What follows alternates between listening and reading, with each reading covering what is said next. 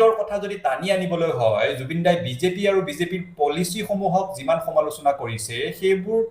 যদি আজি বিবেচনা কৰিবলৈ হয় তেনেহলেতো আপুনি মুখ্যমন্ত্ৰী আসনখনত বহি থাকিবই নালাগে কেতিয়াবাই পদত্যাগ কৰিব লাগে কাৰণ জুবিন দাই খোলাখুলিকে কৈছিলে বিজেপিক নালাগে আমাক জুবিনদাৰ হত্যাৰ তদন্ত লাগিব এই হত্যাত কোন কোন জড়িত আছে তেওঁলোকে শাস্তি পাব লাগিব তেওঁলোকৰ আৰত আৰু কোনোবা মাষ্টাৰ মাইণ্ড আছে নেকি যদি আছে সেইবিলাকেও শাস্তি পাব লাগিব কাৰণ জুবিনদাৰ যি মুক্ত কণ্ঠ সেই মুক্ত কণ্ঠ একাংশ মানুহৰ কাৰণে চিন্তাৰ কাৰণ হৈ পৰিছিল সেই একাংশ মানুহ কোনোবা তেনেধৰণৰ মানুহ কিবা ৰাজনৈতিক ষড়যন্ত্ৰও যদি আছে সেইবোৰো উদ্ভাৱন কৰিব লাগিব গতিকে এই তদন্তটো এ টু জেড গোটেই সিৰিজটো ৰাইজে গম পাব লাগিব আৰম্ভণিৰ পৰা শেষলৈ গম পাব লাগিব কেৱল একেজন মানুহে আছিল নে অনুকৰ আৰু কোনোবা আছিল সেইবোৰো গম পাব লাগিব তদন্তটো সম্পূৰ্ণ নিৰপেক্ষভাৱে হ'ব লাগিব আৰু ৰাইজে যেতিয়াই যি বিচাৰে সেই ধৰণে তদন্তটো কৰিব লাগিব ৰাইজৰ এটাও আখুৱা বাকি ৰৈ নোযোৱাকে এই তদন্তটো সম্পূৰ্ণ কৰি চৰকাৰখনে ৰাইজক দিব লাগিব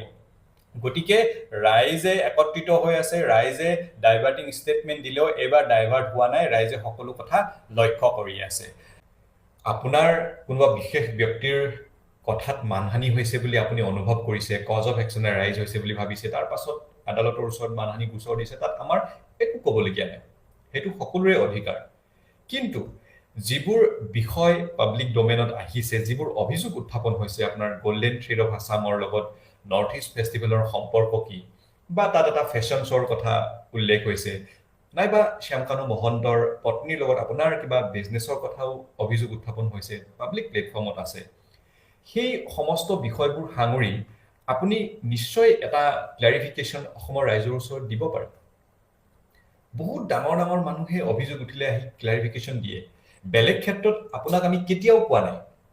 আহক বোলে ক্লাৰিফিকেশ্যন দিয়ক আজিলৈকে আমি কোৱা নাই কিন্তু জুবিনদাৰ মৃত্যুৰ বিষয়টোতো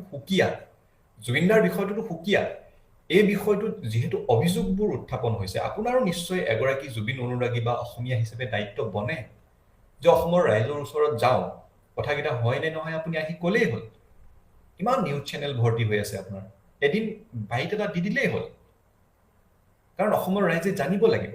অভিযোগবোৰ যিহেতু আহিছে সেইবোৰ সঁচা মিছা আদালতত প্ৰমাণ হ'ব